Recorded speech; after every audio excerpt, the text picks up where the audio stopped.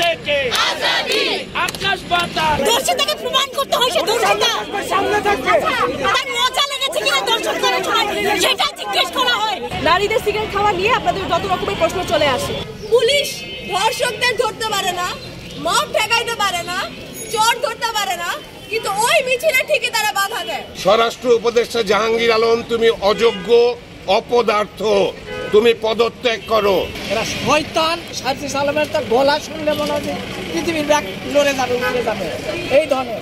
এরা তাড়াতাড়ি পদত্যাগ করো। লালমাটিয়ায় এই জায়গাটায় একটা টং দোকানের সামনে দুইজন নারী তাদের দৈনিক যেই স্বাভাবিক চলাফেরা সেটাই করেছে এবং এই জায়গায় গণ অভ্যুত্থানের আগেও সেই নারীরাই অনেক সেফলি হচ্ছে এই জায়গায় সিগারেট খেয়েছে এবং সেই সিগারেটের জেরে হচ্ছে এলাকার রিঙ্কু নামে একজন লোক তিনি এসে তাদেরকে বলতেছে যে এইখানে মেয়ে মানুষ হয়ে এইভাবে সিগারেট খাওয়া যাবে না।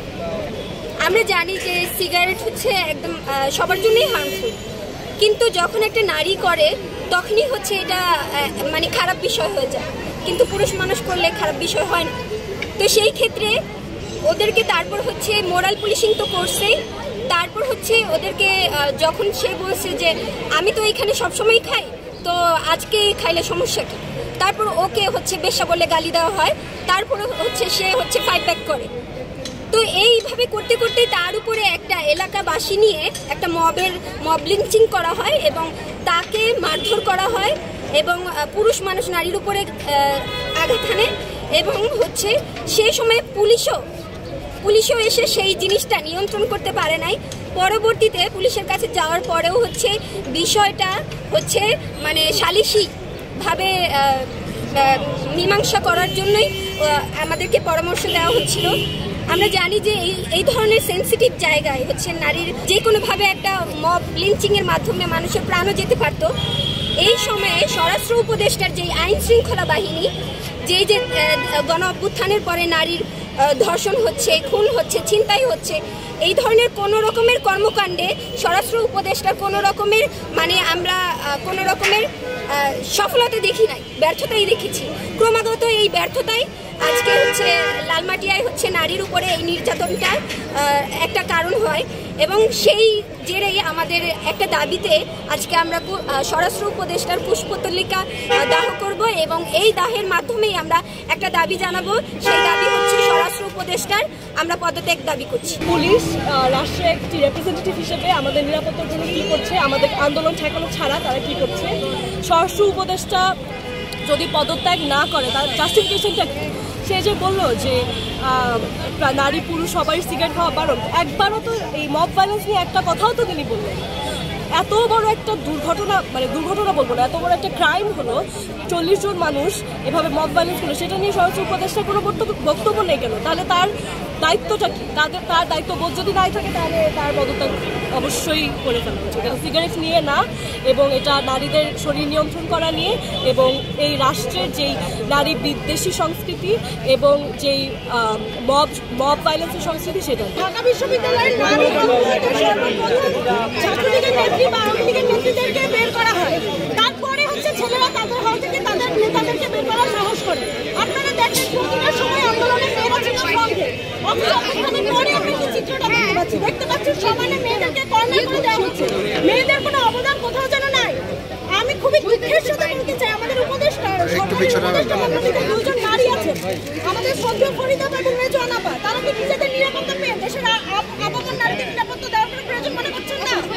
ধর্ষণ, ছিনতাই, খুন এগুলোর বিরুদ্ধে কোনো রকমের কথা না বলা যেই সমন্বয়করা, তাদের কাছে আমরা এখন বলছি যে আমরা জুলাইয়ে নারীরা যেভাবে ফ্রন্টলাইনে ছিলাম এবং দেশের এই লালমাটিয়ার মোহাম্মদপুরে ঠিক এখানে গত 2 দিন আগে আমাদের 2 শিক্ষার্থী বোন, আমাদের 2 বোন মবের হাতে নিপীড়নের শিকার হয়। আমাদের যে স্বরাষ্ট্র উপদেষ্টা জাহাঙ্গীর, তিনি নির্লজ্জের মতো ঔদ্ধত্য দেখিয়ে একদিন রাত 3টায় সংবাদ সম্মেলন করে বললেন যে দেশ ঠিকই আছে। তার সেই সংবাদ সম্মেলন বন্ধুরা আপনারা যদি চোখ বন্ধ করে শুনতেন তাহলে আপনাদের মনে হইতো এটা আওয়ামী লীগের আমলেরই কোনো মন্ত্রী, কেবল আওয়ামী লীগের জায়গায় বিএনপি জামাত বসবে। এই অভ্যুত্থানের পর আমরাই যারা সেখানে সম্মুখ সারির সহযোদ্ধা অংশগ্রহণকারী ছিলাম, আমাদের যে বিন্দুমাত্র নিরাপত্তাটা নিশ্চিত করার দায়িত্ব ছিল এই সমন্বয়কদের, এই রাষ্ট্রের, এই উপদেষ্টাদের, তারা তা এক ফোঁটাও করতে পারেনি। পুলিশ ধর্ষকদের ধরতে পারে না, মব ঠেকাইতে পারে না, চোর ধরতে পারে না, কিন্তু ওই মিছিলে ঠিকই তারা বাধা দেয়। এবং সেই বাধায় আমাদের বেশ কয়েকজন সহযোদ্ধা তারা আহতও হন। সেই জায়গা থেকে আমরা একটি মশাল মিছিল করি। আবারও আমরা স্বরাষ্ট্র উপদেষ্টা জাহাঙ্গীরকে সময় বেঁধে দেই যে আপনি 24 ঘন্টার মধ্যে পদত্যাগ করেন, ক্ষমা চান আমাদের কাছে। তিনি তা করেননি, ফলে তার পদত্যাগের আর কোনো প্রশ্ন নাই। বন্ধুরা, তাকে এখন অপসারণ করতেই হবে। ইউনূস সরকার, ইন্টারিম সরকার, সমন্বয়করা, নতুন রাজনৈতিক দল, আপনারা জুলাইয়ের কথা বলেন, আমরা জুলাই বলতেছি, আমাদের কথা শোনেন। জাহাঙ্গীরকে ফালাই দেন, জাহাঙ্গীর আমাদের নিরাপত্তা দিতে পারতেছে না। ধর্মীয় সেন্টিমেন্ট, আপনি ধর্ম পালন করবেন এবং আরেকজনকে সর্বোচ্চ আপনি বলতে পারেন, কিন্তু সেটা থেকে মানে তাকে বাধ্য করার জন্য তার গায়ে হাত তোলার মতো কাজ কি করতে পারেন?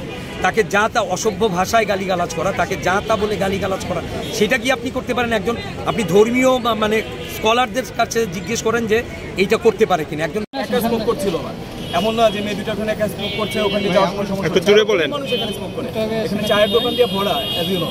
তো এটা টার্গেটেডই ছিল, যে নারী দেখে ইচ্ছাকৃতভাবে ওদেরকে টার্গেটেড। অথচ স্বরাষ্ট্র উপদেষ্টা বলছে নামাজ পড়তে যাচ্ছিল, কথা কাটাকাটি হয়েছে। আসলে তা হয় নাই।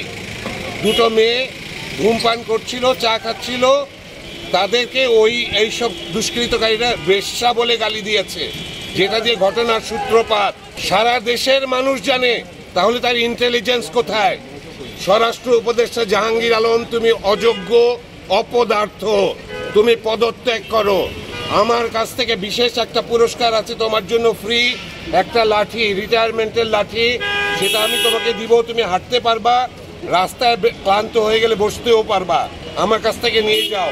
আমাদের একেবারেই যে মানে নাগরিক যে নিরাপত্তা, এই নিরাপত্তার বিষয়টি একেবারেই নাই, একবারে ঠুনকো হয়ে গেছে। বাসে দর্শন হচ্ছে, খুন হচ্ছে, ডাকাতি হচ্ছে, এটা অহরহ ঘটনা। এমনকি গতকালকে যেটা খবরে যে লাশবাহী গাড়িতে পর্যন্ত ডাকাতি হয়েছে। কোথায়, কেন এই স্বরাষ্ট্রমন্ত্রী এগুলো কেন?